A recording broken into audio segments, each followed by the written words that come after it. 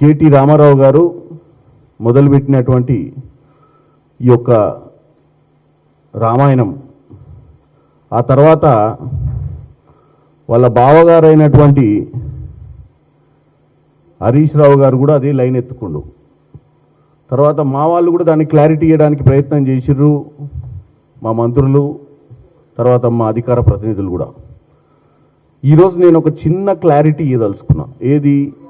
తెలంగాణ ప్రజలకు ఇప్పుడు ప్రభుత్వం తీసుకొస్తున్నటువంటి Hyderabad industrial lands transformation policy మీద ఈ క్లారిటీ ఏంటంటే, బీఆర్ఎస్ నాయకుడు వర్కింగ్ ప్రెసిడెంట్ కేటీఆర్ గారు వచ్చి 9,000 చిల్లర ఎకరాలు, ప్రతి ఎకరానికి 40 కోట్ల రూపాయలు, దగ్గర 5 లక్షల కోట్ల రూపాయల స్కామ్కి తెరలేపిరని చెప్పి రేవంత్ రెడ్డి గారి కుటుంబ సభ్యుల మీద ఆరోపణలు మొదటి రోజు చేసింది.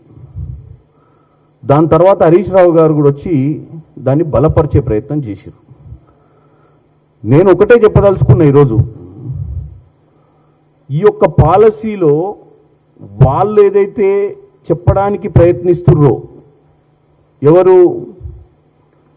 హరీష్ రావు గారు, కేటీఆర్ గారు ఏదైతే చెప్పాలని ప్రయత్నిస్తుర్రో, వాళ్ళ సమయంలో మేము 100% ఒరిజినల్ వాళ్లకు, అంటే ఎవరైతే ప్రైమరీ ల్యాండ్ హోల్డర్స్కి ఎవరికన్నా ట్రాన్స్ఫర్ అయితే 200% ఛార్జ్ చేసినాము అని చెప్పే ప్రయత్నం చేశారు.